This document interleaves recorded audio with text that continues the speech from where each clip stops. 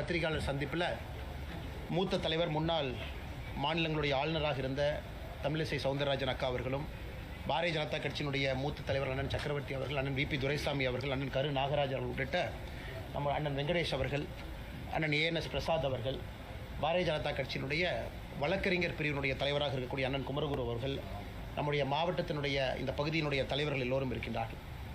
இந்த பத்திரிகையாளர் சந்திப்பு பாரதிய ஜனதா கட்சி சார்பாக திருப்பரங்குன்றம் அதை மையப்படுத்தி திராவிட முன்னேற்ற கழகத்தினுடைய அரசு செய்யக்கூடிய தவறுகளை, குறிப்பாக நீதியரசர் அவருடைய தீர்ப்புக்கு பிறகு அதை மதிக்காமல் ஒரு மத மோதலை உருவாக்குவதற்கான எல்லா முயற்சியிலும் நம்முடைய திராவிட முன்னேற்ற கழகத்தினுடைய ஆளுகின்ற அரசு இறங்கியிருக்கின்றார்கள் என்பதெல்லாம் உங்கள்கிட்ட பகிர்ந்து கொள்வதற்காக இந்த சந்திப்பு நடந்து கொண்டிருக்கிறது. நண்பர்களே, கொஞ்சம் நாங்கள் டீட்டெயிலாக அதில் பேசணும்னு நினைக்கிறோம். ஏன்னா நேரடியாக அந்த மதுரை உயர்நீதிமன்றம் கொடுத்துருக்கக்கூடிய தீர்ப்பு, அதன் பிறகு கண்டெம்ப்ட் ஆஃப் கோர்ட்டு, அது உங்களுக்கு தெரியும். கொஞ்சம் பின்னாடி இருந்து ஆரம்பிக்கிறோம். இந்த இஷ்யூவை பொறுத்த வரைக்கும் 1862 இது ஒரு டாக்குமெண்டடாக இது ஒரு இஷ்யூவாக இருக்குது. ஏன்னா 1862 1912 2 ஆண்டுகளில் ஆங்கிலேயர்களுடைய ரெக்கார்டு படி இந்த மலையினுடைய உச்சியில் லைட் அமைக்க வேண்டும் என்று முயற்சி செய்த பொழுது அன்னைக்கு இருந்த மேஜிஸ்ட்ரேட் வந்து லைட் அமைப்பதற்கு அன்னைக்கு அனுமதி கொடுக்கல. அதனால் மதக்கலவரம் ஏற்படும் என்கின்ற காரணத்தை காட்டி 1990 காலகட்டத்தில் ஹிந்து முன்னணி அமைப்பு, அதனுடைய தலைவர்கள் அதை வந்து ரொம்ப மிக தீவிரமாக இதை கையில் எடுத்து நீதிமன்றத்தினுடைய உதவியை நாடி நிறைய டாக்குமெண்ட்டை ப்ரெசென்ட் பண்ணாங்க. அதில் மிக முக்கியமானது 1920 ஃபைல் பண்ண ஒரிஜினல் சூட் OS. அந்த 1920 ஃபைலான அந்த ஒரிஜினல் சூட், குறிப்பாக இந்த மலை, அதில் நம்முடைய முருகர் அவருடைய கோவில் எங்கே இருக்குது, காசி விஸ்வநாதர் கோவில் எங்கே இருக்குது, தர்கா எங்கே இருக்குது, இதை வந்து டிமார்கேஷன் செய்ய வேண்டும் என்பதற்கான சூட்டு. அதன் அடிப்படையில் 1920 ஃபைல் பண்ண OS சூட்டுக்கான தீர்ப்பு 1923 கிடைக்குது, ஒரு லோவர் கோர்ட் மதுரையில். அந்த தீர்ப்பு மிகச்சரியாக அந்த தீர்ப்பில் சொல்கிறாங்க, தர்கா எங்கே இருக்குது, இந்த நெல்லித்தோப்பு அப்படிங்கிற இடம் எங்கே இருக்குது, அங்கிருந்து தர்காவுக்கு கனெக்ட் பண்ணக்கூடிய படிக்கட்கள், இந்த 3 மட்டும்தான் இஸ்லாமிய நண்பர்கள் அவங்க கையில் இருக்கக்கூடிய விஷயம். ஒன்று மேலே மலை உச்சியில் அட் த டாப் இருக்கக்கூடிய தர்கா, சிக்கந்தர் தர்கா. அதற்கு நெல்லித்தோப்பு என்பது ஒரு சமப்பகுதி, இந்த மலைக்கு இடையில் இருக்கக்கூடிய சமப்பகுதி. அங்கே இறந்து போனவர்களுடைய சடலங்கள்லாம் இஸ்லாமிய மத அடிப்படையில், மரியாதை கலந்த அடிப்படையில் அங்கே வச்சுருக்கிறாங்க. அங்கிருந்து மேலே ஒரு கல்லை குடைந்து ஏறக்கூடிய படிக்கட்டு, இந்த 3 மட்டும்தான் இஸ்லாமியர் அவர்கள் கையில் இருக்கக்கூடியது. மிச்சது எல்லாமே இந்துக்களுக்கு சொந்தம், மலை முழுவதுமாக இந்துக்களுக்கு சொந்தம் அப்படிங்கிற தீர்ப்பு. அதை எதிர்த்து 1923 வந்த தீர்ப்பை எதிர்த்து மெட்ராஸ் ஹைகோர்ட் வர்றாங்க. 26 மெட்ராஸ் ஹைகோர்ட்டு இந்த மதுரை கீழே இருக்கக்கூடிய லோவர் கோர்ட் கொடுத்த தீர்ப்பை ஸ்டே பண்ணுறாங்க. அதன் பிறகு இந்தியாவினுடைய சுதந்திரத்திற்கு முன்பு உச்சபட்சமாக இருக்கக்கூடிய பிரிவி கவுன்சில் இன்னைக்கு சுப்ரீம் கோர்ட் மாதிரி பிரிவி கவுன்சிலுக்கு போகிறாங்க. 1930 காலகட்டத்தில் பிரிவி கவுன்சில் மதுரையில் கீழே இருக்கக்கூடிய நீதிமன்றம் கொடுத்த தீர்ப்பை ஊர்ஜிதம் செய்கிறாங்க. 1920 ஒரிஜினல் சூட், 1923 வந்த தீர்ப்பை ஊர்ஜிதம் செய்கிறாங்க. இந்த நெல்லித்தோப்பு என்கின்ற இடம் இஸ்லாமியத்துக்கு சொந்தமானது, மேலே இருக்கக்கூடிய தர்கா அது அவர்களுக்கு சொந்தமானது, மேலே ஏறக்கூடிய படிக்கட்கள் அவர்களுக்கு சொந்தமானது. மற்றபடி இந்த மலை முழுவதுமாக இந்து சமுதாயத்திற்கு, குறிப்பாக இந்த கோவிலுக்கு சொந்தமானது. அதன் பிறகு குவாரி எடுக்க வர்றாங்க. கோயில் நிர்வாகம் அப்ஜெக்ட் பண்ணி குவாரி விடலை. கோயில் நிர்வாகம் அப்ஜெக்ட் பண்ணி மர வெட்டுறக்கு வந்து பர்மிஷன் கொடுக்கல. இது காலங்காலமாக 1940 50 60 70 காலகட்டத்தில் அங்கே இருக்கக்கூடிய கோவிலத்தினுடைய நிர்வாகம் அவங்க இடத்த பாதுகாத்துக்கிட்டே வர்றாங்க. ஸோ 1990 காலகட்டத்தில் ஹிந்து முன்னணி இங்கே தீபம் ஏற்ற வேண்டும் என்ற போராட்டத்தை எல்லாம் ஆரம்பித்து இதை வந்து மக்கள் மன்றத்தில் ஒரு பெரிய இஷ்யூவாக கொண்டு வர்றாங்க. இப்போ நாம் இதை நன்றாக புரிந்து கொள்ள வேண்டும். இன்னைக்கு நீதியரசர் திரு GR சுவாமிநாதன் அவர்கள் அவங்க ஒரு தீர்ப்பு கொடுத்துருக்குறாங்க. ஏன் அந்த தீர்ப்பு கொடுக்க வேண்டிய கட்டாயம் வந்துச்சு? ஏன்னா ஒரு டிவோட்டி, ஒரு ஹிந்து பக்தர், அவர் அங்கே இருக்கக்கூடிய எக்ஸிக்யூட்டிவ் ஆஃபீஸரை நோக்கி போகிறாங்க. அந்த ஈஓட்ட கேட்குறாங்க. 28/10/2025 ஒரு அந்த ஹிந்து டிவோட்டியாக இருக்கக்கூடிய ராம ரவிக்குமார் அவர்கள் இந்த மாதிரி தீபத்தை ஏற்ற வேண்டும். எங்கே ஏற்றணும்னா தீபத்தூணில் ஏற்ற வேண்டும். இத்தனை காலமாக உச்சி பிள்ளையார் கோவில் பக்கத்தில் ஏற்றுறாங்க அப்படின்னு 28/10/2025 ரெப்ரசன்டேஷன் கொடுக்குறாங்க எக்ஸிக்யூட்டிவ் ஆஃபீஸருக்கு. ஈஓ வந்து 3/11/2025 அதை ரிஜெக்ட் பண்ணுறாங்க. நாங்கள் பர்மிஷன் கொடுக்க மாட்டோம், இத்தனை காலமாக எங்கே ஏற்றணுமோ அதே உச்சி பிள்ளையார் கோவிலில் தான் ஏற்றுவோம் என்று. அதன் பிறகு ராம ரவிக்குமார் அவர்கள் மதுரை கிளை, மெட்ராஸ் ஹைகோர்ட்டினுடைய மதுரை கிளை, அங்கே அவங்க ரிட் பெட்டிஷன் ஃபைல் பண்ணுறாங்க. 32317 என்கிற ரிட் பெட்டிஷனை. இந்த மாதிரி எனக்கு வந்து ஈஓ பர்மிஷனை டினை பண்ணியிருக்கிறாங்க, எனக்கு நீங்கள் அனுமதி கொடுக்க வேண்டும், என்னுடைய மத புண்பட்டு இருக்குது அவர் கேட்குறாரு. அதன்படி நீதியரசர் அவர்கள் டிசம்பர் மாதம் 1ஆம் தேதி, சில நாட்களுக்கு முன்பு 1/12/2025 தீர்ப்பு கொடுக்குறாங்க. அந்த தீர்ப்பு மிக தெளிவாக பல விஷயத்தை அதில் பேசுகிறாங்க. அவங்க இந்த டிமார்கேஷன் இஷ்யூக்குள்ளேயே போகலை. இந்த மலையை பொறுத்தவரை சிக்கந்தர் தர்கா இஸ்லாமியர்களுக்கு சொந்தமானது, நெல்லித்தோப்பு இஸ்லாமியர்களுக்கு சொந்தமானது, படிக்கட்டு ஏறுறது இஸ்லாமியர்களுக்கு சொந்தமானது, மற்றபடி இந்த மலை மிச்ச பகுதி எல்லாமே அந்த கோவிலுக்கு சொந்தமானது, குறிப்பாக தீபத்தூணும் கோவிலுக்கு சொந்தமானது என்கின்ற தீர்ப்பில் ஊர்ஜிதம் செய்கிறாங்க. இதற்கு முன்பு இருந்த தீர்ப்பு தான் இது.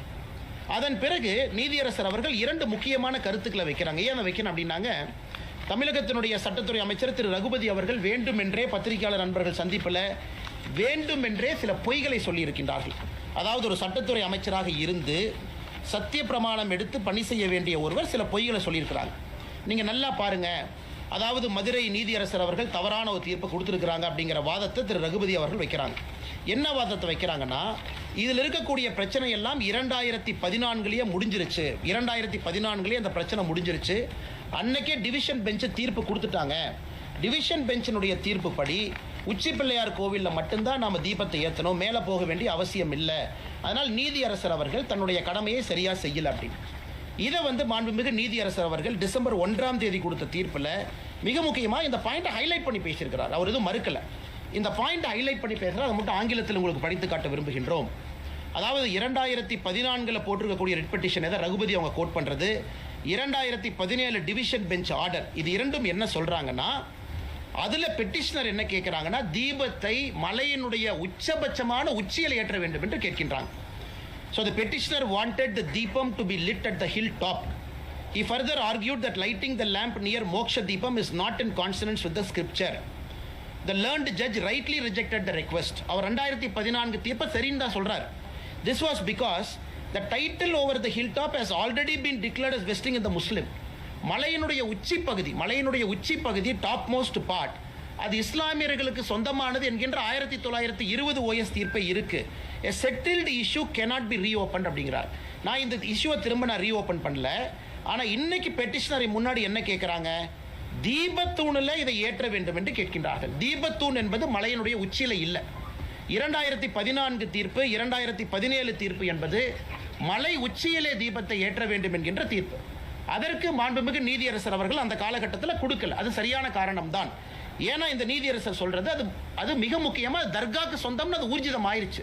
ஆனால் தீபத்தூண் என்பது மலையினுடைய உச்சியில் கிடையாது. யாருமே போய் தர்காக்கு பக்கத்தில் தீபத்தூணில் ஏற்ற வேண்டும் என்று சொல்லல. தர்காவிலிருந்து 50 மீட்டர் தூரத்தில் கொஞ்சம் கீழே இருக்கக்கூடிய தீபத்தூணில் ஏற்ற வேண்டும் என்பதுதான் இன்னைக்கு போட்டிருக்கக்கூடிய ரிட் பெட்டிஷனுடைய சாராம்சம். The mosque is at the highest peak, the தீபத்தூண் is at the lowest peak. இரண்டுமே வேறு வேறு மலை உச்சியில் இருக்கு. அதனால் இதை ட்ரையல் ஜட்ஜு 1920 ரெகக்னைஸ் பண்ணிட்டாங்க. நான் இதை தவறாக பார்க்கல. அதனால் தீபத்தூணில் அவங்க கார்த்திகை தீபத்தை இந்த பெட்டிஷனர் கேட்டபடி ஏற்றுவதற்கு நான் அனுமதி கொடுக்கிறேன்.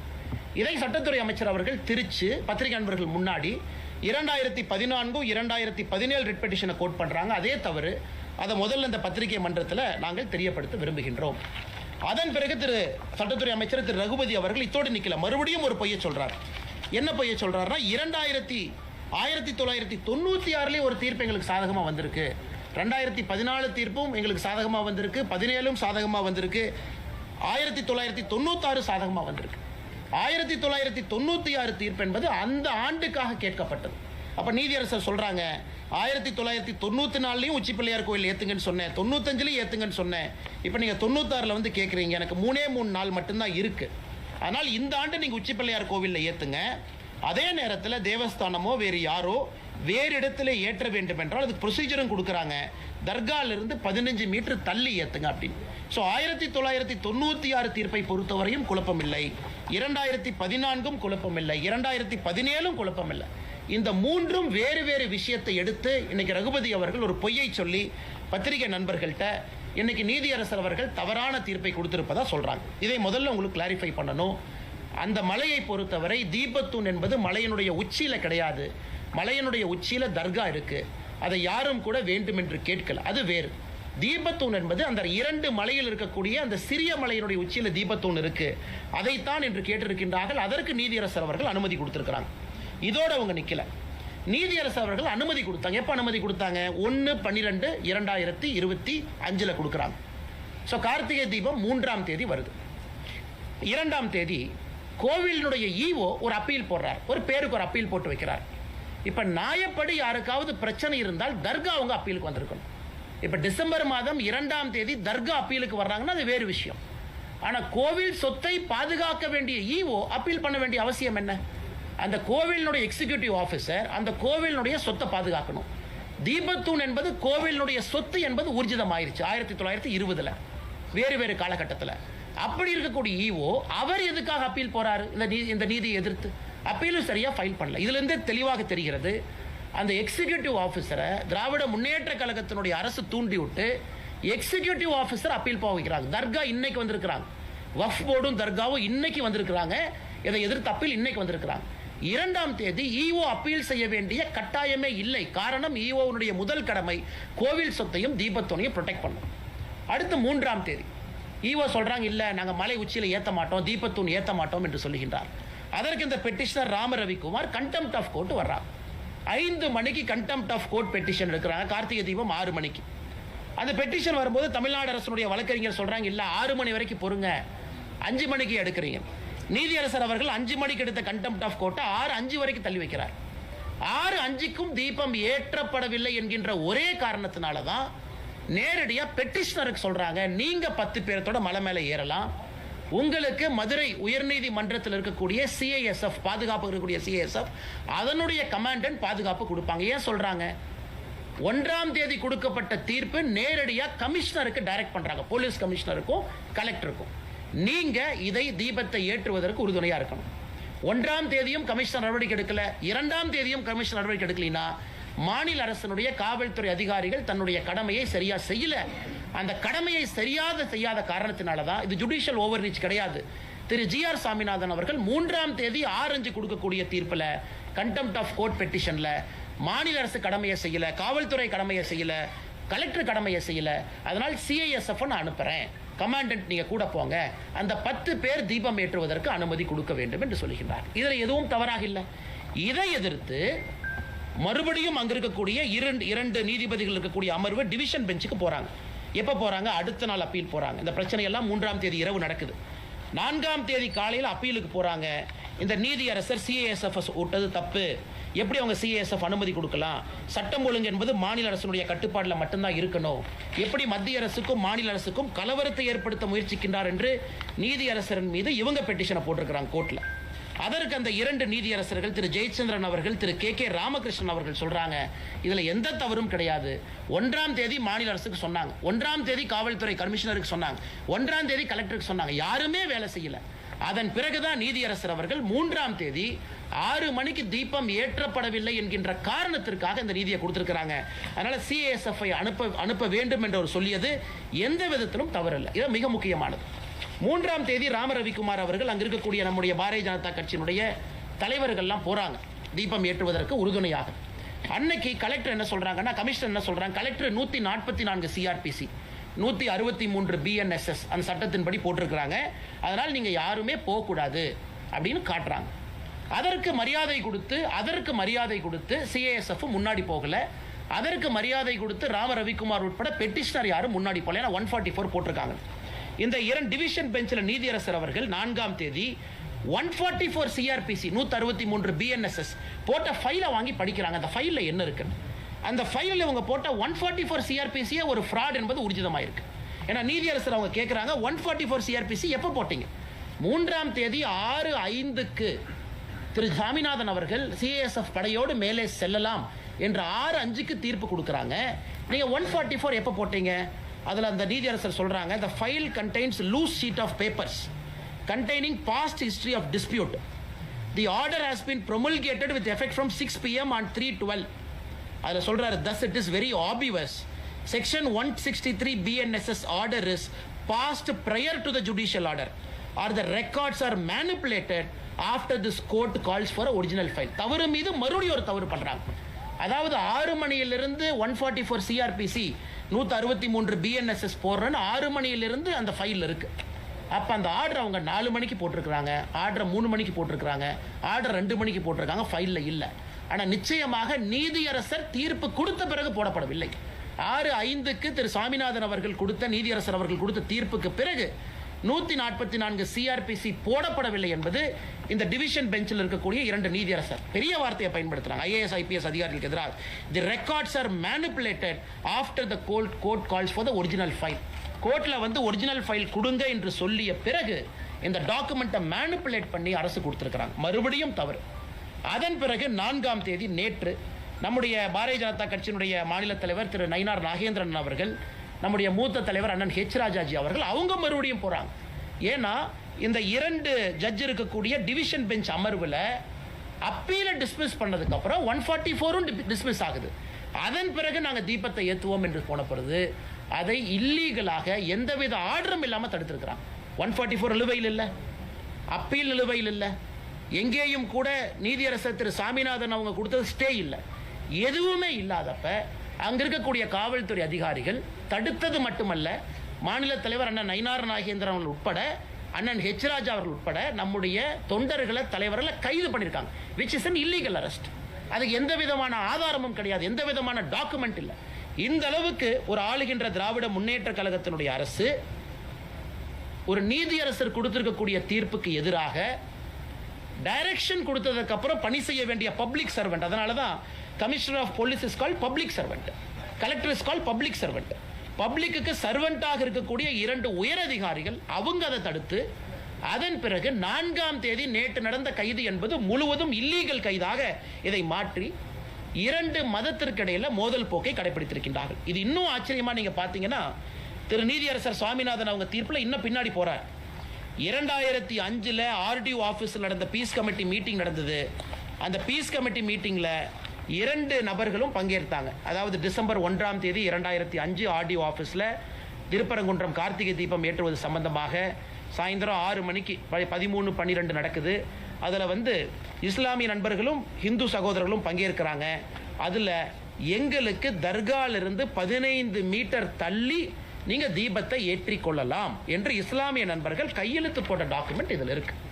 மிக தெளிவாக கையெழுத்து போட்டு கொடுத்துருக்காங்க. 2005 தர்காலிருந்து 15 மீட்டர் தள்ளி நீங்க ஏத்திக்கலாம், எங்களுக்கு எந்த பிரச்சனையும் இல்லை. ஸோ பிரச்சனை இஸ்லாமியர்களுக்கு இல்லை, பிரச்சனை தர்காக்காரங்களுக்கு இல்லை. இன்னைக்கு 2005 இதை கோர்ட்ல என்ன சொல்றாங்கன்னா, இன்னைக்கு வந்து இல்ல இதை ஃபோர்ஸ் பண்ணி கையெழுத்து போட சொன்னாங்க, அதனால நாங்கள் ஃபோர்ஸ் பண்ணி RDO ஆஃபீஸ்ல கையெழுத்து போட்டோம். 1996 இதே போல ஒரு அக்ரிமெண்ட் போடுறாங்க. அந்த அக்ரிமெண்ட்ல கூட இதே போல இஸ்லாமியர் அவர்கள் எங்களுக்கு அப்ஜெக்ஷன் இல்லை. இன்னைக்கு திராவிட முன்னேற்ற கழகத்தினுடைய அரசு சிக்கந்தர் மலைன்னு புதிய பேரை வைக்கிறாங்க, அதை ரசிக்கிறாங்க. சிக்கந்தர் மலைக்கு இவங்க பேரை வச்சுக்கிட்டு ராமநாதபுரத்தினுடைய MP மேல போய் சிக்கன் பிரியாணி சாப்பிட்றாரு, அதை ரசிக்கிறாங்க. நெல்லித்தோப்புக்கு போய் நாங்கள் ஆடு வெட்டுவோம், கோழி வெட்டுவோம்னு சொல்றாங்க, அதை ரசிக்கிறாங்க. அதை எதிர்த்து எங்கேயுமே மாநில அரசு போகல. அதை எதிர்த்து டிவோட்டிஸ் போனாங்க. அதை எதிர்த்து இந்து மதத்தை நம்பிக்கையாக வழிபடக்கூடிய டிவோட்டி போறாங்க. எப்பங்க? அக்டோபர் 2025, 1 மாசத்துக்கு முன்னாடி அவங்க போய் கோர்ட்ல ஆர்டர் வாங்குறாங்க, நெல்லித்தோப்புல ஆடு கோழி வெட்டக்கூடாது. இன்னைக்கு இவ்வளவு ஆர்வமாக தர்காக்காரங்க செய்யற வேலையெல்லாம் கோவிலினுடைய எக்ஸிகியூட்டிவ் ஆஃபீஸர் பண்றாரு இன்னைக்கு. ஆனா அன்னைக்கு நெல்லித்தோப்புல போய் ஆடு வெட்டலாம், கோழி வெட்டலாம், இவ அப்ஜெக்ட் பண்ணல, தமிழ்நாடு அரசு அப்ஜெக்ட் பண்ணல. சிக்கந்தர் மலைன்னு பேர் சொல்றாங்க, தமிழ்நாடு அரசு அப்ஜெக்ட் பண்ணல. அந்த MP 100 பேர்த்து கூட்டு போய் சாப்பிட்றாரு, அப்ஜெக்ட் பண்ணல. அன்னைக்கு எங்கேயுமே அப்ஜெக்ட் பண்ணாதவங்க அன்னைக்கு அந்த நீதி அரசனுடைய தீர்ப்பும் கூட அதையும் குறிப்பிட்டிருக்கிறார். மாநில அரசு அப்ஜெக்டே பண்ணல, 2 இந்து பக்தாதிகள் அப்ஜெக்ட் பண்ணதுக்காக இந்த தீர்ப்பு கிடைச்சிருக்கு. அப்படி இருக்கும் பொழுது ஒருதலை பட்சமாக தமிழகத்தில் இந்து மதத்தை நம்பக்கூடிய பக்தர்களுக்கு எதிராக மிக முக்கியமாக அப்பீஸ்மெண்ட் பாலிடிக்ஸ்னுடைய உச்சபட்சமான ஒரு அரசியலை திராவிட முன்னேற்ற கழகத்தினுடைய அரசு செய்கிறாங்க. என் கையில் இருக்கக்கூடிய லிஸ்ட் பார்த்தீங்கன்னா, தமிழகத்தில் எங்கேயெல்லாம் இந்து கோவிலை இடிச்சாங்க, திராவிட முன்னேற்ற கழகம் ஆட்சிக்கு வந்த பிறகு இந்து கோயிலை இடிச்சது. இதில் நிறையா கோவை மாநகர் முத்தானம்மன் கோயிலிருந்து, வேத விநாயகர் டெம்பிள் மின்ட் ரோடு சென்னையிலிருந்து, சூலூர் வாசுதேவர் டெம்பிளிலிருந்து, தஞ்சாவூர் குபேர விநாயகர் டெம்பிளிலிருந்து, கீழவாசல் பகுதி ஆதிமாரியம்மன் கோவிலிருந்து, அரியலூர் மாவட்டம் சனீஸ்வரன் பகவான் கோயில் மேட்டுப்பாளையம், திருவள்ளூர், பெரம்பூர், அது இருக்குதுங்க, லிஸ்ட் இருக்குது. 161 தாண்டிட்டாங்க. அதில் சில ரெக்கார்டை பார்த்தீங்கன்னா கோர்ட்டு சொன்னாங்க இடித்தோம். கோர்ட் எப்போ சொன்னாங்க? சாயந்தரம் தீர்ப்பு கொடுத்தாங்க. எப்போ இடிச்சிங்க? அடுத்த நாள் காலையில் 2 மணிக்கு. அப்போ கோர்ட்டு வேணுமா? அதாவது சில இந்து கோவிலை இடிக்கும் பொழுது கோர்ட்டு சொன்னாங்க நாங்கள் இடித்தோம். அதுக்கு சில order by Madras high court citing encroachment, Madurai corporation high court direction, night கொடுத்தாங்கன்னா காலையில் 2 மணிக்கு இடிச்சாங்க. அன்னைக்கு கோர்ட் வேணும், ஏன்னா ஒரு கோவிலை இடின்னு கோர்ட்டு தீர்ப்பு கொடுத்ததுக்கு அப்புறம் காலையில் 2 மணிக்கு இடிச்சாங்க. ஆனா இன்னைக்கு அதே கோர்ட்டு திருப்பரங்குன்றம் மலையின் மீது தீபத்தூண்ல தீபத்தை ஏத்துங்கன்னு கோர்ட் சொல்லும் பொழுது இவர்களுக்கு கோர்ட் வேண்டாம். கிட்டத்தட்ட 161 கோயில்ல பல இடத்துக்கு சோர்ஸே இல்ல, ஆர்டரே இல்ல. எந்த ஆர்டர் பேசிஸ்ல அவங்க இடிச்சாங்க? கோர்ட் ஆர்டரே இல்ல. அப்படி இருக்கும் பொழுது எத்தனை சர்ச்சை, எத்தனை மாஸ்க இல்லீகலா அவங்க இடிச்சிருக்காங்க. திராவிட முன்னேற்ற கழகம் ஆட்சிக்கு வந்த பிறகு 2021 மே 6ஆம் தேதியிலிருந்து தமிழகத்தில் இல்லீகலாக இருக்கக்கூடிய ஒரு சர்ச் என்க்ரோச்மெண்ட், மக்களுடைய பயன்படுத்தக்கூடிய அல்ல புறம்போக்கு நிலம்னு பல கொடுத்துருக்காங்க. ஒன்று இடிச்சாங்களா? கிடையாது. எத்தனை மசூதி இடிச்சிருக்கிறாங்க? கிடையாது. தமிழ்நாட்டில் எந்த சர்ச்சும் மசூதியும் ஆக்கிரமிப்பு நிலத்தில் இல்லையா? இருக்கு. ஆனால் என்ன ஒரு நியாயம்? எல்லா இதையும் இடிக்காதீங்க, எல்லாருக்கும் அவங்கவுங்க பகுதியில் வழிபாட்டு உரிமையை கொடுங்க. அதைத்தான் நாம கேட்கிறோம். அல்லது ஒருதலை பட்சமாக 161 கோயிலுக்கு மேலே இடிச்சிட்டு இன்னைக்கு உயர்நீதிமன்றம் ஒரு தீர்ப்பு கொடுத்த பிறகு அதை பின்பற்ற மாட்டோம் என்று சொல்லி மிகப்பெரிய சட்ட பிரச்சனை உருவாக்கி இன்னைக்கு பார்லிமெண்ட்ல போய் பேசுறாங்க. பார்லிமெண்ட்ல பேச வேண்டிய நிலைமை என்னங்க? பார்லிமெண்ட்ல இவர்கள் போய் இந்தியாவுடைய மத நல்லிணக்கத்தை கெடுத்துட்டேன்னு இவங்க பேசணும், அரசியலமைப்பு சட்டத்தை தூக்கி போட்டு விட்டேன் என்று பேசணும், ஒரு கோர்ட்டு கொடுத்த ஆர்டரை ஃபாலோ பண்ணலின்னு தான் பார்லிமெண்ட்ல பேசணும். பார்லிமெண்ட்ல போய் என்ன பேசுறாங்க? திராவிட முன்னேற்ற கழகத்தினுடைய எம்பிக்கள், காங்கிரஸினுடைய எம்பிக்கள், விசிகாவுடைய எம்பிக்கள் என்ன பேசுறாங்க இன்னைக்கு? அதாவது தமிழகத்தில் இந்து மதவாத சக்திகள் தமிழகத்தில் ஜாதி கலவரத்தை, மத கலவரத்தை உருவாக்குறாங்க. இது எப்படி இந்து மதவாத சக்தி ஆகும்? கோர்ட்டுக்கு போய் கோர்ட்ல வெயிட் பண்ணி கோர்ட்டு ஒரு தீர்ப்பு கொடுத்த பிறகு முறையாக போய் அன்னைக்கு 144 சிஆர்பிசி போட்டிருக்கின்றோம் என்று தவறாக சொல்லியும் கூட அதையும் பின்பற்றி பெட்டிஷனர் திரும்ப வர்றாங்க. நேற்று எந்த ஆர்டருமே இல்லாத நாளில் இல்லீகலா இத்தனை பேர்த்தை கைது செய்துவிட்டு இன்னைக்கு சம்பந்தமே இல்லாம பாராளுமன்றத்தில் போய் இவர்கள் நாடகம் ஆடி கொண்டிருக்கின்றார்கள்.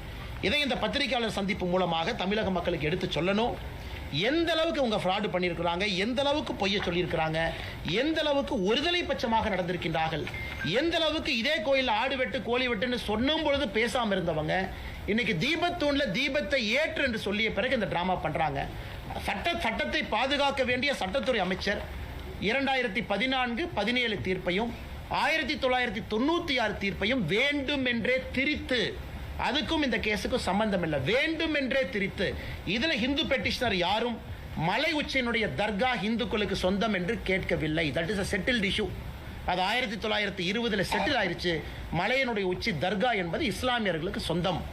நெல்லித்தோப்பு இந்துக்களுக்கு சொந்தம் என்று எங்கேயும் கேட்கல, அதையும் செட்டில்ட் இஷ்யூ. அது இஸ்லாமியர்களுக்கு சொந்தம்.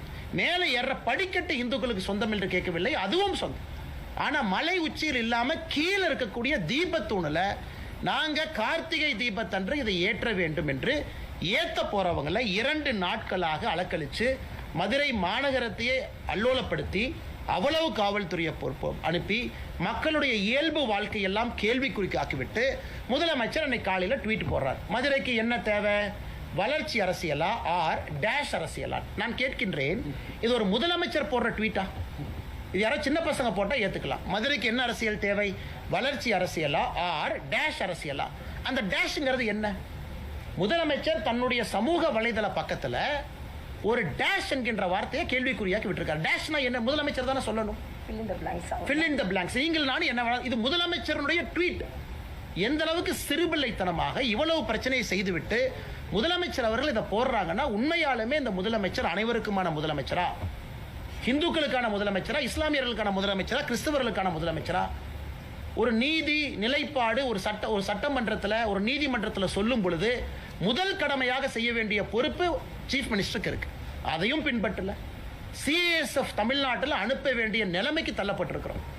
இது சம்பந்தமாக நேற்று தமிழக பாரதிய ஜனதா கட்சி சார்பாக நம்முடைய மாநில தலைவர் திரு நயினார் நாகேந்திரன் சார்பாக நம்முடைய உள்துறை அமைச்சர் அமித்ஷாஜி அவர்களுக்கு சம்பந்தமாக பிரீஃப் பண்ணியிருக்கிறோம். என்ன நடக்குது, என்ன பிரச்சனை இங்கே இருக்கு, இவங்க எந்த அளவுக்கு தவறான ஒரு விஷயத்தை செஞ்சிருக்கிறாங்க, எந்த அளவுக்கு நீதிமன்ற அவமதிப்பில் இன்வால்வ் ஆயிருக்கிறாங்க. சிஎஸ்எஃப் அன்னைக்கு ஒருவேளை நான் போறேன்னு சொல்லியிருந்தா மாநில அரசனுடைய காவல்துறைக்கும் சிஎஸ்எஃப்க்கும் கைகலப்பு வந்து இந்திய அளவில் மிகப்பெரிய தலைகுடிவாக நம்ம மாநிலத்துக்கு ஏற்பட்டிருக்கும். அவங்க பின்னாடி போயிட்டாங்க. சரி 144 இருக்கா, நாங்கள் மதிக்கிறோம், பின்னாடி போயிட்டாங்க, அதனால் பிரச்சனை இல்லை. ஆனால் இன்னைக்கு நீதியரசர் சொல்லியிருக்காங்க அந்த 144 ஃப்ராடு. இவ்வளவு தவறுகளை செய்ய விட்டு இன்னைக்கு சுப்ரீம் கோர்ட்டில் ஃபைல் பண்ணியிருக்கிறாங்க. பாருங்க, அபிஷேக் மனு சிங்கிவி அவங்க, விகாஸ் சேகல் அவங்க, இங்கே ஒருத்தருக்கு ஃபீஸ் என்னங்க? 20 லட்சம், 30 லட்சம், 40 லட்சம் சிட்டிங் ஃபீ. இன்னைக்கு மதுரை அமர்வு நீதிமன்றத்திற்கு ஒரு பெரிய சீனியர் சுப்ரீம் கோர்ட் லாயர் வந்திருக்கிறாங்க. அங்கே அபிஷேக் மனு சிங்கிவி இவ்வளவு கேலி கூத்தாக்கி விட்டு மறுபடியும் உச்சநீதிமன்றத்துக்கு போவோம், மறுபடியும் முதல்ல இருந்து ஆரம்பிப்போம். அதனால தான் இதை பாரதிய ஜனதா கட்சி நாங்கள் அனைவரும் வன்மையாக கண்டிக்கின்றோம். எங்களுடைய மாநில தலைவரிலிருந்து ஆரம்பித்து கட்சியினுடைய கடைக்கோடி தொண்டன் வரை திருப்பரங்குன்றத்தில் தீபத்தூணில் ஏற்றக்கூடிய தீபத்திற்காக உயிரை கொடுத்து பாரதிய ஜனதா கட்சியினுடைய மாநில தலைவரிலிருந்து தொண்டர் வரை நாங்கள் நிற்போம். அதில் எந்த மாற்று கருத்தும் இல்லை. இன்னைக்கு மதுரை அமர்வு நீதிமன்றத்தில் திரு ஜி.ஆர். சுவாமிநாதன் அவர்கள் இந்த கேஸை செவ்வாய்க்கிழமைக்கு தள்ளி வச்சிருக்கிறார். இன்னைக்கு மறுபடியும் கண்டெம்ட்டுக்கு கண்டெம்ட், அதுக்கு ஒரு கண்டெம்ட். இது இந்தியாவில் எங்கேயும் பார்க்க மாட்டோம். கொடுத்த தீர்ப்புக்கு ஒரு கண்டெம்ட், அந்த தீர்ப்பை சரியாக ஃபாலோ பண்ணி ஒரு கண்டெம்ட், அதுக்கு 4ஆம் தேதி ஒரு கண்டெம்ட். ஸோ கண்டெம்ட் இன்னைக்கு வந்திருக்கு. அது 2ஆம் செவ்வாய்க்கிழமை அன்னைக்கு அதை கையில் எடுக்கிறாங்க. அதனால் அதையும் நாங்கள் கவனிக்கின்றோம். உச்சநீதிமன்றத்தில் இன்னைக்கு அட்மிட் பண்ணியிருக்கிறாங்க. அதே நேரத்தில் தலைமை நீதிபதி சிஜேஐ அவங்க என்ன சொல்லியிருக்கிறாங்க, இது அவசரமாக எடுக்க வேண்டிய வழக்கு கிடையாது, அவசரமான இன்னைக்கு நம்பர் போட்டு எடுக்க மாட்டேன், நீங்கள் ரெஜிஸ்ட்ரியில் கொடுங்க, வழக்கமாக வர்றப்போ வரட்டும் என்று சொல்லியிருக்கின்றார்கள். அதனால் அதையும் பொறுத்திருந்து பார்ப்போம். நீதி நிலைநாட்டப்பட்டிருக்கிறது இங்கே நீதிமன்றத்தில். ஆனால் தரையில் மக்களாட்சி என்று சொல்லக்கூடிய ஜனநாயகத்தில் முதலமைச்சர் அதை கேள்விக்குறியாக்கி இவ்வளவு பேர்த்துக்கு பிரச்சனை உருவாக்கி லாட்டி சார்ஜ் மண்டை உடைந்து மாநிலத்தினுடைய இளைஞரணி தலைவர் தம்பி எஸ்ஜி சூர்யாவிலிருந்து நிறைய மதுரை மாநகர் மாவட்டத்தினுடைய தலைவர் எல்லாருக்குமே பல இடத்துல காயம் பட்டிருக்கின்றார்கள். எதற்கு இதில் போல அநியாயம் பண்ணுறாங்க கேட்டால் எங்களுக்கு மதவாத சக்தி என்கின்ற பெயர். அதனால் தமிழிசை அக்கா எல்லாமே இங்கே இருக்கிறாங்க. இதை விவரமாக உங்களுக்கு சொல்லணும், உங்களுக்கு தெரிஞ்சிருக்கும், இருந்தும் சொல்லணும். 1920 96, 2014, 17, 2025 தீர்ப்பு, இது வந்திருக்கக்கூடிய அனைத்தும் சாமானிய மனிதன், நீங்கள் இந்துவாருங்க, இஸ்லாமியராக, கிறிஸ்தவராக, சாமானிய மனிதன் இதை உத்து பார்த்தாங்கன்னா அவர்களுக்கு நியாயம் புரியும். யாருக்கும் எதிரானவங்க கிடையாது. தர்கால இஸ்லாமியர் போய் வழிபடட்டும், அப்பே இல்லை. நெல்லித்தோப்புக்கு அவங்க போட்டும், படியை பயன்படுத்தி மேலே ஏறட்டும், யாரும் அவர்களை தடுக்கவில்லை. இந்துக்கள் கேட்பது கோவிலுடைய எல்லை பகுதிக்குள்ள, கோவிலுடைய கட்டுப்பாட்டில் இருக்கக்கூடிய தீபத்தூணில் நாங்கள் கார்த்திகை தீபத்தன்னைக்கு ஒரே ஒரு நாள் ஏற்றுறோம். அது பார்த்தீங்கன்னா பல இடத்துல சொல்லியிருக்கிறாங்க, ஒரு மலையின் மீது ஒரு தீபத்தை ஏன் ஏற்றுறோம்னா அதை பாற்ற வீட்டில் நம்ம ஏற்றுவோம். இந்த மலையின் உச்சியில் தீபம் ஏற்றுவதற்கான காரணம் என்னங்க, மலை பெரும்பாலும் அந்த பகுதியினுடைய ஒரு உயர்ந்த நிலையில் இருக்கும். எல்லோரும் அதை பார்க்கலாம், சுற்றி இருக்கக்கூடிய கிராமத்தில் பார்க்கலாம். ஒரு காலகட்டத்தில் வாட்சு டைமு யாருமே இல்லாத காலகட்டத்தில் எல்லாருமே கோபுரத்தை பார்ப்பாங்க. அங்கே தீபம் ஏற்றப்பட்ட பிறகு வீட்டில் விளக்கேற்றுவாங்க. இதுதான் நடைமுறை. இதை 100 ஆண்டு காலமாக இது வேறு வேறு காலகட்டத்தால் இது தவிர்க்கப்பட்டிருக்கிறது. இன்னைக்கு மறுபடியும் ஒரு வாய்ப்பு, நியாயமான முறையில் நீதிமன்றம் கொடுத்திருக்கக்கூடிய வாய்ப்பை திராவிட முன்னேற்ற கழகத்தினுடைய அரசு தட்டி பறிக்கிறாங்க. வன்மையாக கண்டிக்கின்றோம். ஆனால் நிச்சயமாக மத்திய அரசும் இதை கவனித்துக் கொண்டிருக்கின்றார்கள், உள்துறை அமைச்சரும் இதை கவனித்துக் கொண்டிருக்கின்றார்கள், நீதி அரசர்களும் கவனித்துக் கொண்டிருக்கின்றார்கள். அதனால் திராவிட முன்னேற்ற கழகத்தினுடைய கபட நாடகம் எத்தனை நாளைக்கு போகும் என்பதை பொறுத்திருந்து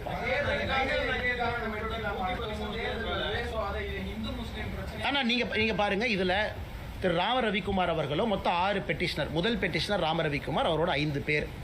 6 பெட்டிஷனருக்காகத்தான் நிறைய பேர் அதுவும் கேட்டீங்க, எதுக்கு 10 பேர் அனுப்பணும்? 6 பெட்டிஷனர் கூட 4 பேர் லாயர் இருக்கலாம், 10 பேர். அதனால் இத்தனை பெட்டிஷனரும் இதுவரை அமைதி காக்கிறாங்க.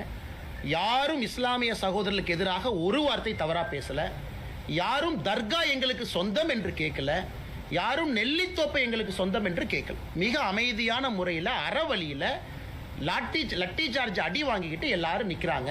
எங்களுடைய உரிமையை நிலைநாட்டி கொடுத்திருக்கக்கூடிய நீதிமன்றம் சொல்லியிருப்பதை நாங்கள் செய்கிறோம். அப்படி இருக்கும் பொழுது எங்க இவங்க மதக்கலவரத்தை ஏற்படுத்துறாங்க? பப்ளிக் ப்ராப்பர்ட்டியை சேதப்படுத்தினாங்களா?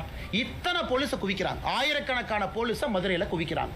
எங்கேயாச்சும் ஒருத்தர் இந்த பெட்டிஷனர் கூட வந்தவங்க பாரதிய ஜனதா கட்சியினுடைய தொண்டர்கள், இந்து முன்னணியினுடைய தொண்டர்கள், எங்கேயாச்சும் ஒரு பப்ளிக் ப்ராப்பர்ட்டி, ஒரு கார் கண்ணாடி உடைச்சோம், ஒரு பப்ளிக் டிரான்ஸ்போர்ட்டை உடைச்சோம்? இன்னைக்கு கலவரத்தை செய்வது யார்? மதுரை மாநகரத்தினுடைய காவல்துறை. எவ்வளவு பேரிகேட் போடுறாங்க? ஆயிரக்கணக்கான பேரிகேட். கலவரத்தை ஏற்படுத்துறது அவங்க. எங்கேயும் ஒன்று உடையல, இவங்க போய் யாரையும் தாக்கல, எந்த பொது சொத்துக்கும் சேதத்தை ஏற்படுத்தல. அப்படி இருக்கும் பொழுது எப்படி மத கலவரம் ஆன்டிசிபேட் பண்றாங்க? இது மட்டும் இல்லப்பா, ஒரே நாள் தீபம் ஏற்றுறது மாத்திரம் மத கலவரம் வந்துருமான்னு ஜட்ஜி கேட்டிருக்காங்க. ஜட்ஜி பாருங்க, ஒரே நாள் 3ஆம் தேதி டிசம்பர், அக்கா சொல்றாங்க டிசம்பர் 3ஆம் தேதி 6 மணிக்கு தீபத்தை ஏற்றிட்டு வந்துடுறாங்க. அதன் பிறகு 4ஆம் தேதி போறதில்ல, 5ஆம் தேதி போறதில்ல, அடுத்த தீபத்துக்கு போவாங்க. அப்படி இருக்கும் பொழுது எப்படி அதனால் மத கலவரம் ஏற்படும்? அதுவும் நீதியரசர் இன்னும் ஒரு படி போறாரு. இங்க பாருங்க, கோவிலுடைய சொத்தை பாதுகாங்கிறார். இந்த தீபத்தூணே கோவிலுடைய சொத்து. நீங்க தீபத்தை ஏத்தினா தானே அதை பாதுகாக்க முடியும். அதனால தயவு செய்து தீபத்தை ஏத்துங்கன்னு சொல்றாங்க. விசித்திரம், நம்முடைய தலைவர்கள் சொன்னது போல, அக்கா சொன்னது போல, தர்காவினுடைய அதிகாரிகள் போய் அப்பீல் பண்ணல, கோவிலினுடைய ஈஓ போய் அப்பீல் பண்றார். இதை விட வெக்கக்கேடு நம்ம எங்கேயாச்சும் பார்த்துருக்கிறோமா?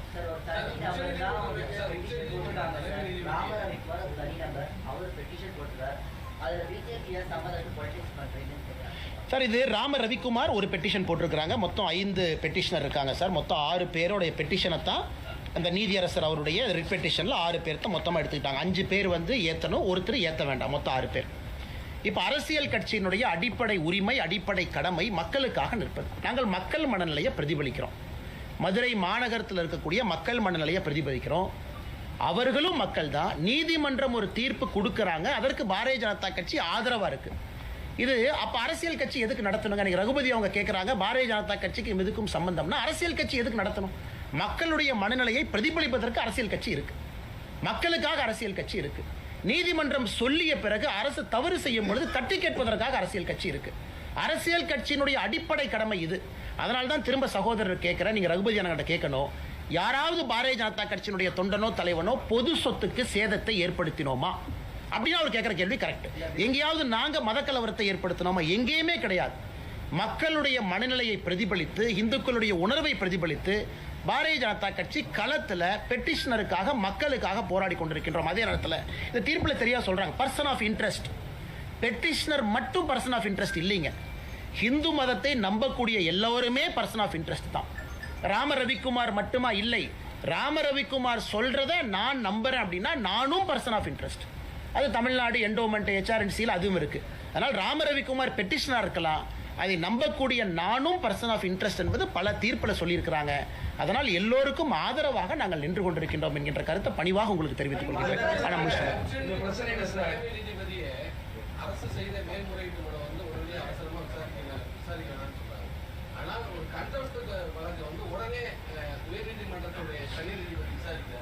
நீதிபதி விமர்சனம் பண்றாங்க. நீதிபதியுடைய ஜட்ஜ்மெண்ட் விமர்சனம் பண்ணி ஆர்ப்பாட்டம் பண்ணிருக்காங்க. நீதிபதியா அவர் இருக்கிறது தகுதி இன்னைக்கு நீதியரசர் அவர்கள் இன்று காலையில் உச்சநீதிமன்றம் போன்ற ஒரு நடவடிக்கை போது உயர்நீதிமன்ற நீதிபதி ஒரு உள்நோக்கத்தோடு செயல்படுறாங்க ஒரு குற்றச்சாட்டு. அண்ணா, இதில் உள்நோக்கம் என்கின்ற, அதனால தான் ரொம்ப டீட்டெயிலாக ஜட்ஜ்மெண்ட்டை பேசுகிறோம். அவர் 1996 ஜட்ஜ்மெண்ட்டை மீறி இருந்தால் பரவாயில்ல, 2014 மீறி இருந்தால் பரவாயில்ல, 17 மீறி இருந்தால் பரவாயில்ல. அதைத்தான் ரகுபதி அவர்கள் சொல்கிறாங்க. ஜட்ஜ்மெண்ட்டே வேறு என்பது உங்கள் முன்னால் நாங்கள் வைக்கின்றோம். இந்த ஜட்ஜ்மெண்ட்டே வேறு. இரண்டாவதுங்கண்ணா, நீதியரசர் அவர்கள் கண்டெம்ட் எப்போ எடுத்தார்னா 5 மணிக்கு கண்டெம்ட் எடுக்கிறாரு 3ஆம் தேதி. அட்வொகேட் ஜெனரல் சொல்கிறாங்க, இல்லைங்க ஐயா 6 மணிக்கு தான் தீபம் ஏற்றும். அதுக்காக கண்டெம்ட்டை 1 மணி நேரம் தள்ளி வைக்கிறார். 6:05க்கு தீபம் ஏற்படுத்த சகோதரருக்கு தெரியும். அரசு வழக்கறிஞர்கிட்ட கேட்குறாரு, ஈஓ எங்கேன்னு. ஈஓ ஃபோனை சுவிச் ஆஃப் பண்ணிட்டாருங்க ஐயா. நான் சொல்றது 3ஆம் தேதி 6:05க்கு நடந்த கண்டெம்ப்ட்ல ஏற்பாடு செய்யல, பெட்டிஷனரை கூப்பிடல, 1ஆம் தேதி ஈஓ நடவடிக்கை எடுக்கல, 2ஆம் தேதி எடுக்கல, 3ஆம் தேதி கண்டெம்ப்ட் ஆஃப் பெட்டிஷன் வரும்போது, கோர்ட் வரும்பொழுது அரசு வழக்கறிஞர்கிட்ட கேட்குறாங்க, ஈஓக்கு ஃபோனை போடுங்க. ஈஓ அவைலபிள் இல்லைங்கிறாங்க. ஸோ ஈஓ வரல, வீடியோ கான்ஃபரன்ஸ் வரல. இன்னைக்கு மதுரையினுடைய போலீஸ் கமிஷனர், கலெக்டர் சம்மன் பண்ணியிருக்காங்க, வரல. இன்னைக்கும் நீதியரசர் சொல்லியிருக்கிறாங்க, ஜாதிகளை உள்ளழுக்கிறீங்க, தவறா பேசுறீங்க, பொய்ய சொல்றீங்க, எங்களுடைய பொறுமைக்கும் எல்லை இருக்கு, பொறுமையா பார்த்துக்கிட்டு இருக்கோம், செவ்வாய்க்கிழமை அன்னைக்கு தள்ளி வச்சிருக்கோம். எங்களை பொறுத்தவரை நீதியரசர் அவர் வரம்புக்குள்ள நடந்திருக்கிறாரு. எக்ஸசிவ் ஜுடிஷியல் ஓவர் ரீச் எங்கேயுமே இல்லை. மாநில அரசு தன்னுடைய வரம்பை எல்லாம் மீறி இதை கேலி கூத்தாக்கி இருக்கிறாங்கிறது எங்களுடைய வாதம்.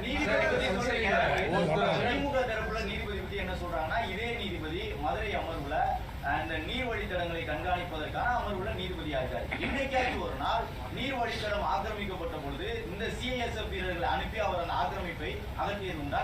அண்ணா, இன்னைக்கு ஒத்துக்கிறங்கன்னா ஒரு வாதம் அது. இன்னைக்கு ஒரு எக்ஸ்ட்ரானரி கேஸ். அதாவது 1ஆம் தேதி அவங்க CISF அனுப்பல, 1ஆம் தேதி போலீஸ் கமிஷனருக்கு டைரக்ஷன் கொடுக்கிறாரு, டிசம்பர் 1ஆம் தேதி கலெக்டருக்கு டைரக்ஷன் கொடுக்கிறார். 2ஆம் தேதி அவர் கையில் எடுக்கல, 2ஆம் தேதியும் லோக்கல் போலீஸ் தான் இருக்கிறாங்க. 3ஆம் தேதி தீபம் ஏற்றப்படவில்லை என்று தெரிந்த பிறகு 6:05க்கு தான் அவர் சொல்றாரு, 6:05க்கு தான் சொல்றாரு, இந்த மாதிரி CISF கொடுக்கிறோம். இது அப்பீல் அந்த டிவிஷன் பெஞ்சில் ஜெயச்சந்திரன் ராமகிருஷ்ணன் அவங்ககிட்ட அந்த கேள்வியை கேட்கும் பொழுது நீதியரசர்கள் சொல்றாங்க, the service of CISF was provided only because the state police refused to give protection and comply with the court direction. In case the state missionary disobey the court order and refuse to give protection, the court cannot stand helpless. அதாவது நீதியரசர் திரு GR Swaminathan அவர்கள் எடுத்திருக்கக்கூடிய அந்த தீர்ப்பு முடிவுக்கு அடுத்த நாள் division பெஞ்சில் நீதியரசர் ஜெயச்சந்திரன் அவர்களும் ராமகிருஷ்ணன் அவர்களும் முழு ஆதரவு கொடுத்திருக்கிறாங்க. அதாவது ஒரு நீதிபதி இல்லை. இன்னைக்கு திமுகவினுடைய சட்ட அமைச்சர் மாண்புமிகு திரு ரகுபதி அவர்கள் GR சுவாமிநாதன் அவர்கள் மீது கை காமிச்சாங்கன்னா அடுத்த நாள் 2 நீதிபதியும் ஊர்ஜிதம் பண்ணியிருக்கிறாங்க. அதனால் எங்களை பொறுத்தவரை திமுகவினுடைய அமைச்சர் அரசு எல்லோருமே நீதி அரசர்களுக்கு எதிராக இங்கே பணிபுரிகின்றார்கள் என்பது ஊர்ஜிதமாகும்.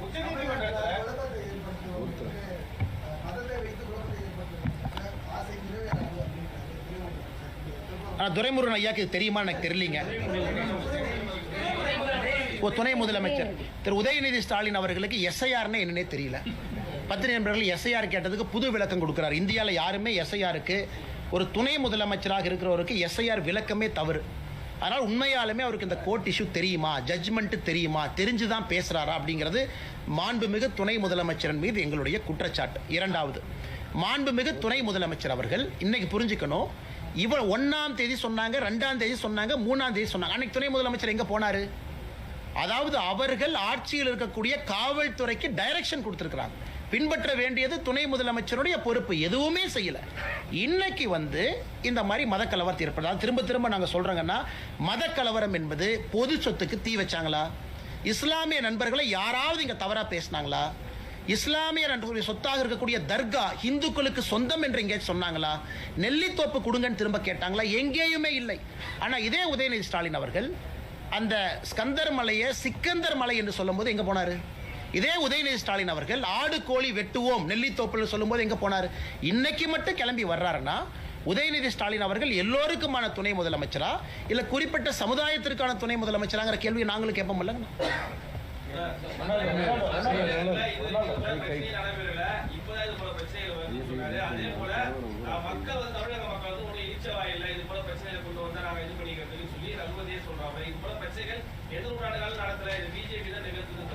எங்களை பொறுத்தவரை இங்க குமரகுரு அண்ணன் வரும்பொழுது எங்களுடைய வழக்கறிஞர் பிரிவினுடைய தலைவர் அவங்க இருந்தாங்க.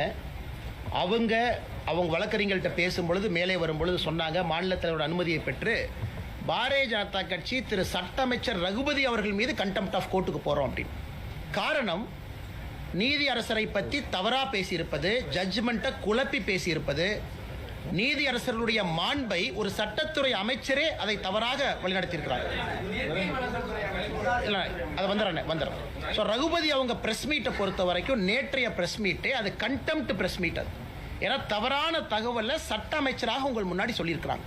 அதை பாரதிய ஜனதா கட்சியினுடைய தலைவர் அண்ணன் குமரகுரு அவங்க இருக்கிறாங்க, எங்களுடைய வழக்கறிஞர் பிரிவினுடைய தலைவர். ஸோ ஏன்னா ரகுபதி அவர்களுக்கு தெரியணும், பொறுப்பில் இருந்து கொண்டு பொய்யை சொல்லக்கூடாது. மிச்ச துரைமுருகன் அவர்களாக இருக்கட்டும், உதயநிதி ஸ்டாலின் அவர்களாக இருக்கட்டும், அவர்கள் சொல்வது ஒரு பக்கம், நீங்க கேட்டுக்கண்ணா, நாங்க சொல்றதையும் நீங்க கேட்குறீங்க. நாங்க ஆதாரத்தின் அடிப்படையில் எல்லாத்தையும் உங்க முன்னாடி வைக்கிறோம். இதுல எங்க தவறு நீங்க சுட்டி காட்டுங்கண்ணா. நீதியரசர் அவங்க சொல்றாங்க, மலை உச்சியின் மீது கிடையாது, உச்சிக்கு கீழே இருக்கக்கூடிய இன்னொரு மலையில் இருக்கக்கூடிய உச்சியில தர்கா இருக்கு. அவரே பர்சனலா போய் இன்ஸ்பெக்ட் பண்றாரு. திரு GR சாமிநாதன் அவர்கள் இந்த ரிட் பெட்டிஷன் அட்மிட் ஆன உடனே அவரு நடந்து போறாரு, எல்லாத்தையும் கூட வர சொல்றாரு. நீதியரசர் போய் எல்லாத்தையும் இன்ஸ்பெக்ட் பண்ணிட்டு தீர்ப்பு கொடுக்கிறார். அப்படின்னா ஒரு ஸ்பாட்டுக்கு போகாம தீர்ப்பு கொடுக்கல, ஸ்பாட்டுக்கு போயிட்டு தான் தீர்ப்பு கொடுக்கிறாரு. அப்படி இருக்கும் பொழுது திரும்ப திரும்ப திரும்ப நீதிமன்றத்தை குறை சொல்வது, நீதியரசரை குறை சொல்வது, திரும்ப திரும்ப இதே வேலையை செய்யறாங்கன்னா எப்படி?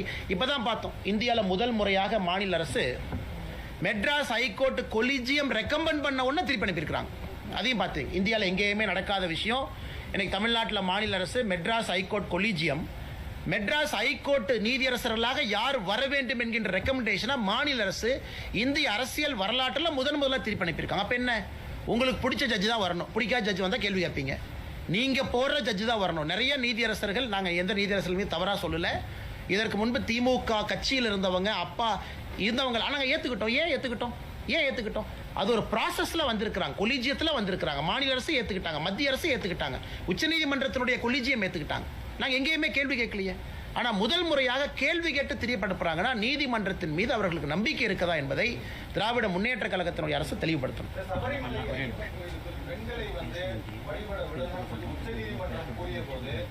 பாஜக அதை நிராகரித்தது, அதுக்கு அப்போஸ் பண்ணியிருந்தது. ஆனால் சபரிமலை ஐயப்பன் கோயிலில் பெண்களை வழிபட அனுமதிக்கணும் அப்படின்னு சொல்றாங்க பாஜக. உச்சநீதிமன்ற தீர்ப்புக்கு எதிராக சொல்லியிருக்கு. ஆனா இதே திருப்பரங்குன்றம் தீர்ப்புல வந்து நீதிபதி கொடுத்த தீர்ப்பை வந்து ஏற்றுக்கணும். நல்ல வேலை இந்த கேள்வி கேட்டீங்கண்ணா, நிறைய பேர் இது கேட்குறாங்க. நல்ல கேள்வி, அருமையான கேள்வி, பதில் சொல்கிறோம். ஆனால் பதில் சொல்கிறோம், விமர்சனம் எல்லாம் நல்ல கேள்வி. 100 ஆண்டுகளுக்கு முன்பு திருப்பரங்குன்றத்தில் தீபத்தூணில் தான் தீபம் ஏற்றுனாங்க. 100 ஆண்டுகளுக்கு முன்பு, 100 ஆண்டுகளாகத்தான் இல்லை தீபத்தூண் ஏன் கட்டி வைக்கணுங்கண்ணா? ஒரு கோவில் 1200 ஆண்டுகளுக்கு பழமையான ஒரு கோவில், அந்த கோவிலில் தீபத்தூண் எது கட்டி வைக்கணும்? தீபம் ஏற்றுறக்கு. ஸோ 100 ஆண்டுகளுக்கு முன்பு தீபம் ஏற்றிருக்கிறாங்க, 100 ஆண்டுகளாக ஏற்றப்படவில்லை. ஆனால் சபரிமலையில் 100 ஆண்டுகளுக்கு முன்பு பெண்கள் உள்ள போனாங்களா? போகல. புதிதாக ஒரு விஷயத்தை சொல்லும் போது எதிர்க்கிறோம், ஆகம சாஸ்திரத்துக்கு எதிராக சொல்லும் பொழுது எதிர்க்கிறோம். 100 ஆண்டுகளுக்கு முன்பு தீபத்தூண் இருந்துச்சு, ஆனால் 100 ஆண்டுகளுக்கு முன்பு சபரிமலையில் பெண்கள் உள்ள போனாங்களா? இல்லை. சபரிமலையில் ஆண்டாண்டு காலமாக இருக்கக்கூடிய வழக்கத்தை மாற்றி புதுசா ஒரு பொய்யை சொல்லும் போது நாங்கள் எதிர்க்கிறோம்.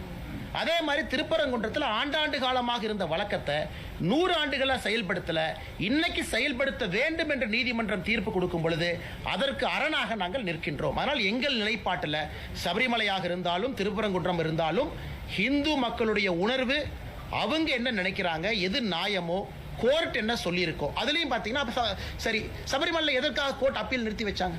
இந்த போராட்டத்தை பார்த்தாங்க, தவறுன்னு புரிஞ்சுக்கிட்டாங்க, அப்பீல் வந்து போச்சு, கேரள அரசே தன் ஸ்டாண்டை மாத்துச்சு. அதனால் இன்னைக்கு இந்த மாதிரி ஒரு குழப்பமான ஒரு விஷயத்தை திமுக சொல்றாங்கன்னா உங்களுக்கு சபரிமலை இஷ்யூவும் புரியல, திருப்பரங்குன்ற இஷ்யூவும் புரியல, ரெண்டையும் குழப்பி சொல்லுகின்றார்கள். எங்களை பொறுத்தவரை எங்கள் நிலைப்பாடு சமமாக சரியாக இருக்கு. அரசனுடைய அடவன்சிக்கு என்ன காரணம் நினைக்கிறீங்க? மைனாரிட்டி தாஜா அரசியலா இல்லை என்ன காரணம்? சார், ஒரு மூத்த ஆசிரியர், நீங்கள் பத்திரிகையாளர், உங்களுக்கு தெரியும், எங்களை பொறுத்தவரை மிக தெளிவாக மைனாரிட்டி அப்பீஸ்மெண்ட் பாலிடிக்ஸ் தமிழ்நாட்டில் திராவிட முன்னேற்ற கழக அரசு வெட்கத்தை எல்லாம் விட்டு அடுத்த கடத்துக்கு போயிட்டாங்க.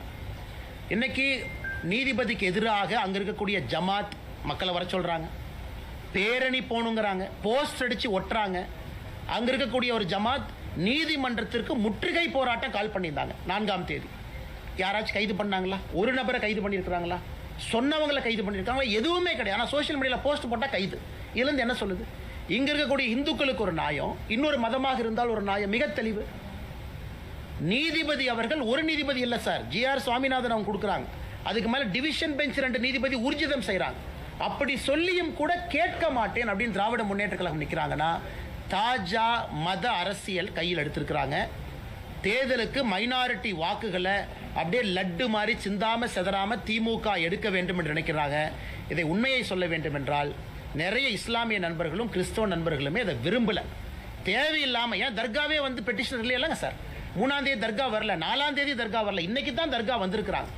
வெறும் எக்ஸிக்யூட்டிவ் ஆஃபீஸர் இந்து கோவிலை ப்ரொடெக்ட் பண்ண வேண்டிய ஈவோவை தூண்டி விட்டு இந்த கபட நாடகத்தை போடுறாங்க. அதனால் மைனாரிட்டியும் இதை ரசிக்கல, மெஜாரிட்டியும் ரசிக்கல. கடைசியில் அப்பம் தின்ன குரங்கு 2 அப்பத்தை தின்ன மாதிரி எந்த ஓட்டும் வரப்போறதில்லை. நடுத்தெருவில் தான் திராவிட முன்னேற்ற கழகம் இருக்க போறாங்க. 2026 தேர்தல் உறுதி செய்யும் தேசிய ஜனநாயக கூட்டணி அமித்ஷாஜி அவர்கள் சொன்னது போல 3ல் 2 பங்கு மெஜாரிட்டியோடு வெற்றி பெறும். நிறைய வழக்குலாம் சுட்டி காட்டி 1990 தொடங்குது. தீபத்தூணில் அந்த தீபம் ஏற்றக்கூடிய வழக்கை எப்போ நிறுத்தப்படுச்சு? தர்காங்கிற கட்டமைப்பு உருவாக்கப்பட்ட பிறகுதா இல்ல பிரிட்டிஷ் ஆட்சி நிறுத்தப்ப அந்த மேலாம் விளக்கு ஏற்றக்கூடாது, குண்டு வீசிப்பாங்க வெளிநாட்டு மாணவர்கள் 2ஆம் உலக போர் காலகட்டத்தில் அப்படின்னு சொன்னதுனால நிறுத்துறாங்களா? எந்த காலகட்டத்தில்? ஆனா இந்த நீதியரசருடைய தீர்ப்பு அதற்கு முன்பு இருந்த தீர்ப்புகளிலோ சரியா எந்த ஆண்டுல நிறுத்தினாங்க அப்படின்னு எந்த தீர்ப்புல இல்லைங்க. 1920 தீர்ப்புல இருந்து கூட இல்லை. 1920லும் தீபத்தூண் இருந்துச்சு. 1920 தீர்ப்பில் யாருக்கு எது சொந்தம் அப்படிங்கிறது அந்த தீர்ப்புங்கண்ணா. ஆனால் இன்னைக்கு அங்கே இருக்கக்கூடிய அர்ச்சகர்கள் என்ன சொல்கிறாங்க, எங்கள் அப்பா எங்கள் தாத்தா அவர்களுடைய பேச்சை வச்சு நாங்கள் சொல்கிறோம், இது சராசரியாக 1920 காலகட்டத்திலிருந்து ஏற்றப்படவில்லை அப்படிங்கிறது அவங்க கருத்து. அப்படின்னா 105 வருஷம், 105 இயர்ஸ். அவங்க இன்னைக்கு பேச்சு வழக்காத்தான் சொல்கிறாங்க, எங்கேயுமே ரெக்கார்டட் டாக்குமெண்டட் இந்த ஆண்டு நிறுத்தணும், இந்த ஆண்டு உச்சப்பிள்ளையார் கோயிலுக்கு நாங்கள் கொண்டு வந்து எங்கேயுமே கிடையாது. இன்னொரு காரணம் என்னன்னா, இதில் பெட்டிஷனர் சொல்றாங்க மோட்ச தீபம் தான் உச்சிப்பிள்ளையார் கோவில் பக்கத்தில் மோட்ச தீபம் தான் ஒரு காலத்தில் ஏற்றப்பட்டிருந்தது. கார்த்திகை தீபம் என்பது எப்பொழுதுமே தீபத்தூண்ல இருந்துச்சு.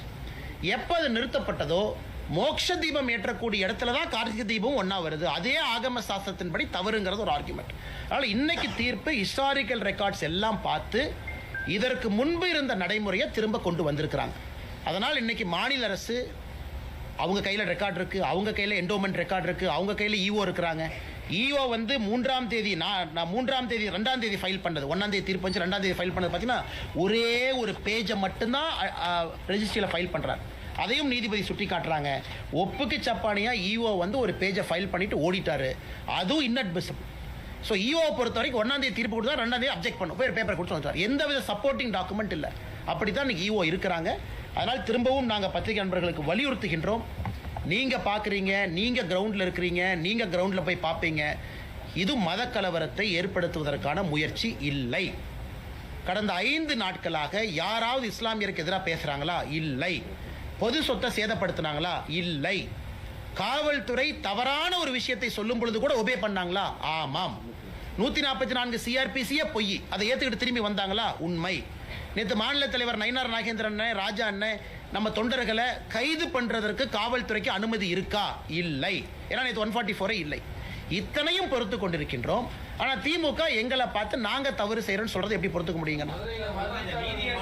மதுரையில் முதலீட்டாளர் மாநாடு நடைபெறுகின்ற நிலையில மதுரையுடைய மாண்பை குலைக்கிறதுக்கு சர்வதேச முதலீட்டாளர் மத்தியில் வந்து மதுரையுடைய நற்பெயரை கெடுக்கிறதுக்கு தான் பாஜக இது மாதிரி. அண்ணன் 1ஆம் தேதி தீர்ப்பு வந்துச்சு. 3ஆம் தேதி 6:05க்கு தீபத்தை விட்டுருந்தாங்கன்னா எல்லா ஃபிளைட்டும் மதுரையில் இறங்கி இருக்கும், எல்லா இன்வெஸ்டரும் வந்திருப்பாங்க. யாரு பிரச்சனை ஏற்படுத்தினது? 3ஆம் தேதி 6 மணிக்கு தீபத்தை ஏத்துங்கன்னு சொன்ன பிறகு நான் ஏற்ற மாட்டேன் என்று சொன்னவர் பிரச்சனையை உருவாக்குனாரா, இல்ல நீதிமன்றம் சொல்லி இருக்குன்னு வீதிக்கு வந்தவங்க பிரச்சனை உருவாக்குனாங்களா?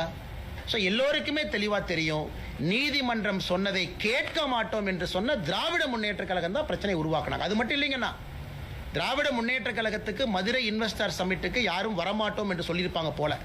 அதனால அதை திசை திருப்புவதற்காக அவங்களே இந்த பிரச்சனை ஆரம்பிச்சிருக்காங்க. அப்படித்தான் நாங்க பார்க்கிறோம். நீ முதலீட்டாளர் சமிட் நல்லா நடத்தணும்னு திமுக அரசு முடிவு பண்ணியிருந்தாங்கன்னா அவங்க இந்த பிரச்சனையை வளர விடுறாங்க. தீர்ப்பு வந்துச்சு, 3ஆம் தேதி தீபத்தை ஏத்துறதுக்கு போலீஸ் 2 பேர்த்த கூட அனுப்பிச்சிருப்பாங்களேனா, அதுவும் 10 பேர் மட்டும் வாங்கினா எதுக்கு அத்தனை பேர் போறாங்க? 10 பேர் தான் போறாங்க. இல்லப்பா பெட்டிஷனர் மட்டும் 6 பேர் வாங்கப்பான்னு கமிஷனர் சொல்லியிருந்தா 6 பேர் மட்டும் போக போறாங்க. அதுவும் சொல்லல. அதுல ஆச்சரியம் பாருங்க, ராம ரவிக்குமார் அவர்கள் கமிஷனர் சொல்றாங்க, ஐயா 144 போட்டீங்க, ஆனா 144ல 3 பேர் போறதுக்கு அனுமதி இருக்குல்ல. கமிஷனர் முழிக்கிறார், இதான புதுசா இருக்கேன், 3 பேர்த்தையும் விட மாட்டேன்னா தப்பு செஞ்சது யார்? 144ல 3 பேர் போறதுக்கு அனுமதி இருக்குல்லண்ணா. பிலோ 4 4க்கு எக்ஸீட் ஆகக்கூடாது, 4 பேர். ஏன் அது 3 அனுமதிக்கல, 4 அனுமதிக்கல? 144 போட்ட பிறகு 163 BNSS 3 பேர் அனுமதிச்சிருக்கலாமே, 3 பேர் போய் தீபத்தை ஏற்றிட்டு வந்திருப்பாங்களே. அங்க இருக்கக்கூடிய 1000 பேரும் போக வேண்டும் என்று சொல்லலீங்கன்னா 3 பேர் போனாலும் எங்களுக்கு சம்மதம் தான். அதையும் விடாம இன்னைக்கு கலவரத்தை ஏற்படுத்தி இருப்பது திராவிட முன்னேற்ற கழகத்தினுடைய அரசு. அதனால் இங்கே வந்திருக்கக்கூடிய எல்லா பத்திரிகை நண்பர்களுக்கு எங்களுடைய தாழ்மையான நன்றிகளை தெரிவித்துக் கொள்கின்றோம். எல்லாருமே பெரிய அளவில் வந்திருக்கிறீங்க. ஆனால் அந்த கேஸை நிற்காதுங்கண்ணா, அது இல்லீகல் கேஸுங்கண்ணா. அதனால தான் அவங்களுக்கே தெரியும், மாநில தலைவரை கைது பண்ணாங்க, கூட்டிகிட்டு போனாங்க, மண்டபத்தில் வச்சாங்க, என்ன பண்ணுறதுன்னு தெரியல, 10:30 மணிக்கு விட்டாங்க. ஏன்னா அவர்களுக்கே தெரியும் எந்த ஆதாரத்தின் அடிப்படையில் கைது பண்ணீங்க. 144 நிலுவையில் இருக்கா? இல்லை. ஒரு தேசிய கட்சியினுடைய மாநில தலைவர், அவருக்கு பொறுப்பு இருக்கு, போனாரு, எந்த ஆதாரத்தில் கைது பண்ணீங்க? என்ன ஒரு வயலேட் பண்ணாரு? என்ன செக்ஷனை வயலேட் பண்ணாரு? எதுவுமே வயலேட் பண்ணல. பப்ளிக் ஆர்டர்ங்கிறது யாரு? நீங்களே உருவாக்குறீங்க. பப்ளிக் ஆர்டர் தான் நாங்க ஃபாலோ பண்றோம், நீதிமன்றத்தினுடைய தீர்ப்பு. அதனால் இது எல்லாமே உச்சநீதிமன்றத்தில் செவ்வாய்க்கிழமை மதுரை உயர்நீதிமன்ற கிளையில அவருடைய முகத்திரை மறுபடியும் கிளியும். இப்பவும் நம்முடைய கட்சி தலைவர்கள் எல்லோரும் பொறுமையாக தான் இருக்கிறோம். செவ்வாய்க்கிழமை என்ன சொல்றாங்க, உச்சநீதிமன்றத்தில் என்ன சொல்றாங்க. அதனால் இதை புரிந்து கொள்ள வேண்டும். மத கலவரத்தை நாங்கள் உருவாக்கல, திராவிட முன்னேற்ற கழகம் உருவாக்க முயற்சி பண்றாங்க. நன்றிங்க. தேங்க்யூ. அண்ணே வா, அண்ணே ரொம்ப நேரம் பேசுகிறோம்.